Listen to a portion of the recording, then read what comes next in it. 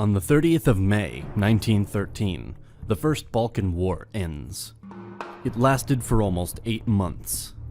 The conflict has brought even more poverty in the Balkans. The Balkan League achieved a great and historical success against the Ottomans, a dynasty who ruled the region for centuries. The Ottoman Empire was almost expelled from continental Europe, losing important strategic points and cities.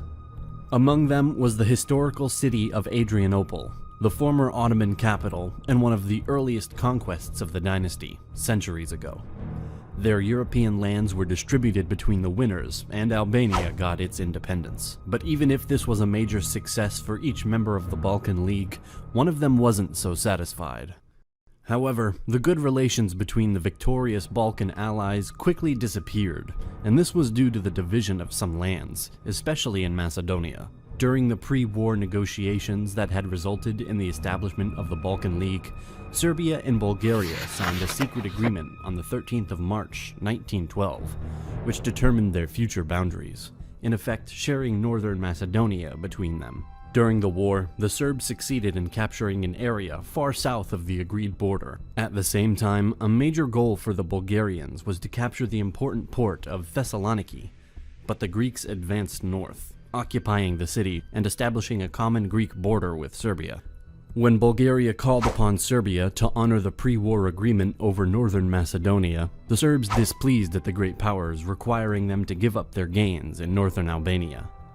But Balkan forces were required to leave the territory of the new Albanian state. These problems ended the Serbo-Bulgarian alliance. Seeing Bulgaria as a potential threat, Serbia started negotiations with Greece, a country that also had reasons to be concerned about Bulgarian intentions. Just 28 days before the Bulgarian attack, Greece and Serbia signed a secret defensive alliance, confirming the current demarcation line between the two occupation zones as their mutual border, and concluding an alliance in case of an attack from Bulgaria or from Austria-Hungary. The Tsar of Bulgaria, Ferdinand, desired the creation of a new Bulgarian expanded state. In 1912, Ferdinand joined the other Balkan states in an assault on the Ottoman Empire to free occupied territories. He saw this war as a new crusade, declaring it a just, great, and sacred struggle of the cross against the crescent. Considering their numbers and their actions, Bulgaria contributed the most and also lost the greatest number of soldiers. The great powers insisted on the creation of an independent Albania. In the original documents for the Balkan League, Serbia and Greece had been pressured by Bulgaria to hand over most of Macedonia after they had freed it from Turkish rule. However, Serbia and Greece, responding to popular protest, said that they would keep the possession of the territories that their forces had occupied.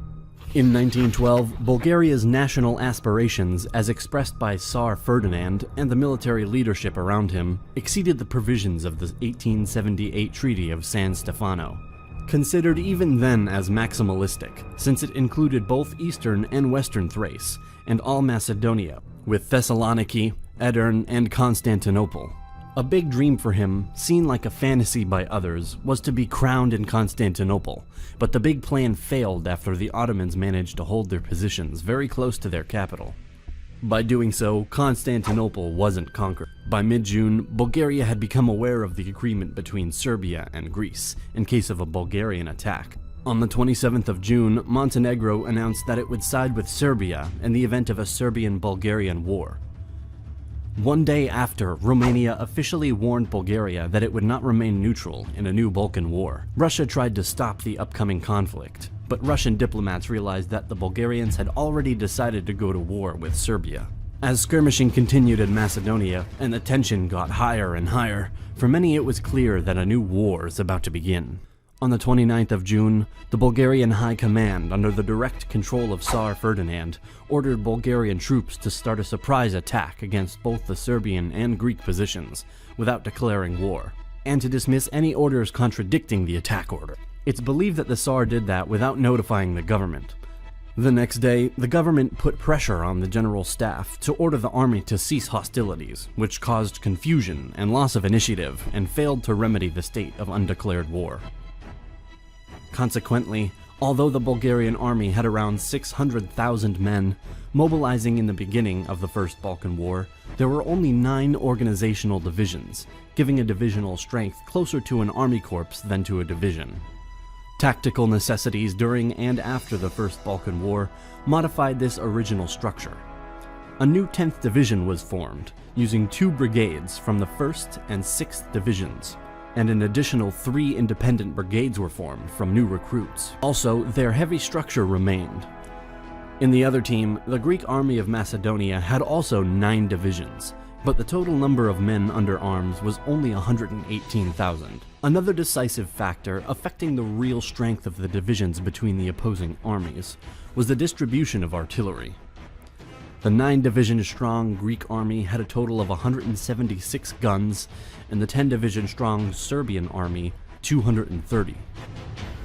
The Bulgarians had 1,116, a ratio of 6-to-1 against the Greeks, and 5-to-1 against the Serbian army. The main Bulgarian attack was planned against the Serbs with their 1st, 3rd, 4th, and 5th armies, while the Second Army was tasked with an attack towards Greek positions around Thessaloniki. However, in the crucial opening days of the war, only the 4th Army and 2nd Army were ordered to advance. This allowed the Serbs to concentrate their forces against the attacking Bulgarians and hold their advance. The 4th Bulgarian Army held a very important position, and they sought to conquer Serbia and Macedonia. The fighting started on the 29th to 30th of June, 1913. The 4th Bulgarian Army advanced and attacked Serbian positions, where 1st and 3rd Serbian armies were. A quick small success was followed by heavy Bulgarian losses in the 1st to the 3rd of July. The Serbs captured the whole 7th Division of the 4th Bulgarian Army without any fight. The attack was stopped and the offensive was pushed back. The Bulgarians dug into strong positions around the village of Kalamansi, at the Brigolnica River.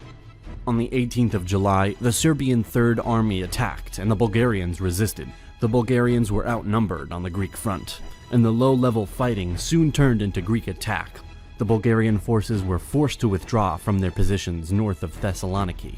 The plan to quickly destroy the Serbian army in central Macedonia by concentrated attack turned out to be unrealistic, and the Bulgarian army started to retreat. The Bulgarian Second Army in southern Macedonia, commanded by General Ivanov, held a line from Dodrin Lake southeast to Kilkis, Lachanas. On the 26th of June, the Bulgarian army received orders to attack Greece and advance towards Thessaloniki. The Greeks stopped them, and by the 29th of June, a general counterattack started. At Kilkis, the Bulgarians were defeated and the Greek forces advanced. Then, on the 5th of July, they captured Doiran, but were unable to cut off the Bulgarian retreating forces. On the 11th of July, the Greeks came in contact with the Serbs and then pushed on up the Struma River. The Serbian front had become static. King Constantine, seeing that the Bulgarian army at his front had already been defeated, ordered the Greek army to march further into Bulgaria. Romania declared war on Bulgaria on the 10th of July and started to advance unopposed in southern Dobruja and across the Danube. On the 20th of July, they occupied Vratsa, 116 kilometers north of Bulgarian capital, Sofia. The capital was open to the invader, and the northwestern corner of the country was cut off and surrounded. The Romanian Air Force performed propaganda leaflet drops.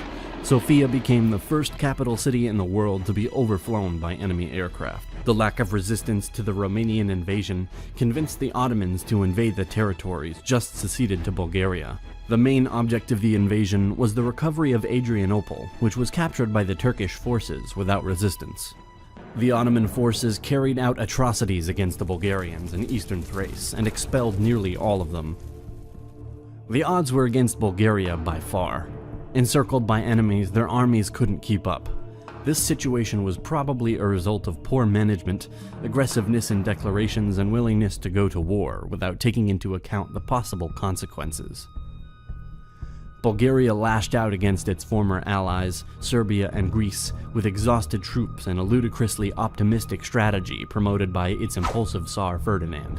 On the 10th of August, Bulgaria, Greece, Montenegro, Romania, and Serbia signed the Treaty of Bucharest. Macedonia was divided. Bulgaria thus enlarged its territory by 16% compared to what it was before the First Balkan War. Serbia almost doubled its size, and Greece expanded with around 68%. Also, a separate peace with the Ottomans was made. Bulgaria lost Adrianople and eastern Thrace. Again, after this episode, Bulgaria will not be happy, and in 1915 will join the Central Powers, but this is a topic for another video.